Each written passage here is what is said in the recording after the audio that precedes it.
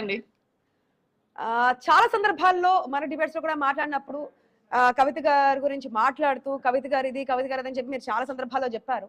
నిజం నిలకడ మీద తెలుస్తుందనగా ఈ రోజు కోర్టు తీర్పు చూసిన తర్వాత ఏ విధంగా మీ అభిప్రాయం ఏంటి? కోర్టు తీర్పుకు సంబంధించి జైల్లో కూడా ఉండొచ్చారు, ఉండి కూడా నిజమే గెలుస్తుందని ఇప్పుడు పార్టీ అధ్యక్షురాలుగా కూడా ఉన్నారు, పార్టీ పేరుని అనౌన్స్ చేయబోతున్నారు, ప్రజలకు వెళ్తున్నారు. ఇది మీకు ఒక బూస్ట్ ఇచ్చే పాయింట్, ఎందుకంటే ఇప్పటి వరకు అదొక మచ్చ మరకలా ఉన్నటువంటి పాయింట్ కూడా తుడిచిపెట్టిపోయే విధంగా కోర్టు తీర్పు అయితే ఇచ్చింది. మీ అభిప్రాయం ఏంటి? ప్రజల్లోకి ఏ విధంగా వెళ్ళబోతున్నారు? ముందుగా మీకు ప్యానెల్ మెంబర్స్ కి, తెలంగాణ ప్రజలకి గుడ్ మార్నింగ్. అలాగే మాకు ఈ రోజు నిజంగా కూడా ఇదొక చాలా సంతోషకరమైన విషయం. దాదాపుగా 3-4 సంవత్సరాల నుండి మేము ఒక మనోవేదనకి గురవుతున్నాము. అలాంటిది ఈ రోజు కవితక్క గారికి ఏదైతే క్లీన్ షీట్ రావడము కార్యకర్తలకు కానివ్వండి, నాయకులకు కానివ్వండి, మాకు ఎంతో ఆనందకరమైన విషయం ఇది. ఎందుకంటే ఎప్పుడు మేము న్యాయస్థానాన్ని నమ్మినాం. కవితక్క గారిని 5.5 నెలలు జైల్లో పెట్టిన సందర్భంలో కూడా మేము గుండె ధైర్యాన్ని కోల్పోకుండా న్యాయస్థానం మీద ఉన్న నమ్మకంతో ఎప్పటికైనా న్యాయమే గెలుస్తుంది అన్న దాంతో మేము ముందుకు పోతూనే ఉన్నాము. కవితక్క గారిని మేము బలంగా నమ్మినాం.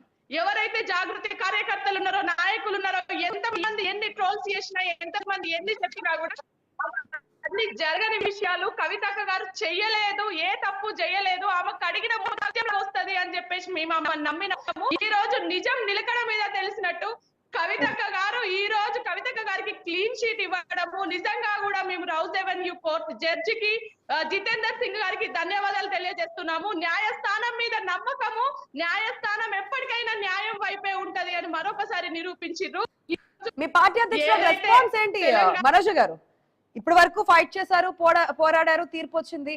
తీర్పు చూసిన తర్వాత కవిత రెస్పాన్స్ ఏంటి? అది మాట్లాడే ఉంటారుగా. అవును, కవితక్క దగ్గరే ఉన్నాం మేము కూడా. అక్కను ఇంకొక 5-10 నిమిషాలలో కలుస్తాము. నిజంగా కూడా మాకు ఈ రోజు మేము చెప్పాలంటే ఒక 4 సంవత్సరాలుగా కూడా కవితక్క గారిని ఏ విధంగా ట్రోల్ చేసిండ్రు అన్నది మీ అందరికీ తెలుసు.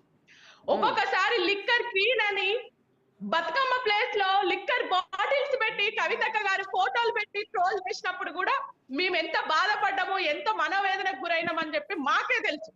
ఈ రోజు ఆ మొరిగే కుక్కలందరికీ కూడా చెంప చెల్లు అనిపించేలాగా ఈ రోజు న్యాయస్థానం ఇచ్చిన తీర్పు, ఇంకొకసారి ఆడబిడ్డల మీద ఇట్లా మాట్లాడిన వాళ్ళు ఈ రోజు వాళ్ళందరూ వాళ్ళ మొహాలు ఎక్కడ పెట్టుకుంటారు? ఏ విధంగా ట్రోల్ చేసిండ్రు కవితక్క గారిని? నిజంగా కూడా ఈ రోజు చివరికి న్యాయమే గెలుస్తుంది అన్నదానికి కవితక్క గారి కేసు పెద్ద ఉదాహరణ. మాకు చాలా సంతోషాన్ని, మేము ప్రజా జీవితంలో ఉండే వాళ్ళకి ఒక అడుగు వెనక వేయాలా, ఇలాంటి కేసులు ఇలాంటి ప్రతిపక్షాల మీద ఇట్లాంటివి ఉన్నాయి అని చెప్పి భయపడే వాళ్ళము ఈ రోజు మాకు ఒక కొత్త బూస్టింగ్ ని, మాకు ధైర్యాన్ని, ఎప్పటికైనా న్యాయమే గెలుస్తుంది, ప్రజల పక్షాన కొట్లాడే వాళ్ళకి ఎప్పుడు అన్యాయం జరగదు, ఆ ధర్మాన్ని, ధర్మ సిద్ధాంతాన్ని ఎప్పుడైతే మనం నమ్ముతామో ధర్మమే గెలుస్తుంది చివరికి అని ఈ రోజు మరొకసారి న్యాయస్థానం నిరూపించిండ్రు. అందరికీ కూడా మేము ఈ రోజు పార్టీ ఆఫీసులో ఉన్నారని చెప్తున్నారు, కవిత దగ్గరే ఉన్నారంటున్నారు, ఆ సంతోషాన్ని కూడా మీతో పంచుకున్నారని చెప్తున్నారు. మీడియా ముందుకు వచ్చే అవకాశం ఏమైనా ఉందా? ఏదైనా మాట్లాడబోతున్నారు కవిత? ఎక్స్పెక్ట్ చేయొచ్చా? ఇంకా దాని గురించి డిస్కషన్ రాలేదు మేడం. ఏమైనా ఉంటే తప్పకుండా ఇన్ఫార్మ్ చేస్తాము. కానీ మేమందరము నాయకులం కానివ్వండి, కార్యకర్తలం కానివ్వండి తెలియడంతోనే అందరూ ఎక్కడ వాళ్ళు అక్కడ ఆఫీస్కి వస్తున్నారు. నిజంగా కూడా ఈ రోజు మేము ఏదైతే ప్రాంతీయ పార్టీ వచ్చే నెల అనౌన్స్ చేయబోతున్నామో దానికి ముందు కవితక్క గారి మీద ఒక సీత మీద మచ్చబడ్డప్పుడు అగ్ని ప్రవేశం చేసి ఆ సీత ఎలాగైతే నిరూపించుకుందో కవితక్క గారు కూడా 5.5 నెలలు జైల్లో ఉండి తను బయటకు వచ్చి ఈ రోజు తను నిజంగా కూడా కడిగిన ముత్యం లాగా బయటకు వచ్చిండ్రు. అక్కెప్పుడు ఎట్లాంటి తప్పు చేయదు అనడానికి ఇది ఒక నిదర్శనం. ఎప్పుడు కవిత మాట్లాడుతున్నప్పుడు, మొన్న కూడా మాట్లాడినప్పుడు కావాలని చెప్పి బీజేపీ కేసీఆర్ ఇరికించలేక నన్ను ఇరికించారని చెప్పి చాలా సందర్భాల్లోనే మాట్లాడారు. ఇప్పుడు కోర్టు కూడా అదే సందర్భంలో ప్రశ్నలు వేసినటువంటి సందర్భం మనకు కనిపించింది. సిబిఐ విచారణ సంబంధించి క్వశ్చన్ చేసినటువంటి సందర్భం కూడా మనం చూస్తున్నాం. ఎట్లా అనిపిస్తుంది సిబిఐ విచారణ? జస్టిస్ గవాయి గారు కూడా ఇంతకు ముందు చాలా సందర్భాలలో చెప్పడం జరిగింది, ఏదైతే జస్టిస్ గవాయ్ గారు కూడా చాలా సందర్భాలలో చెప్పడం జరిగింది. కవిత గారి కేసే పెద్ద ఉదాహరణ. ఏదైతే ప్రతిపక్షాలని ఇబ్బంది పెడుతున్నారు అన్నదానికి ఈ ఈడీ సిబిఐ కేసులలో ఇబ్బంది పెడుతున్నారు అన్నదానికి కవిత గారి కేసే పెద్ద ఉదాహరణ అన్నారు. కవిత గారు 10 ఫోన్లు ధ్వంసం చేసిండ్రు అన్నారు.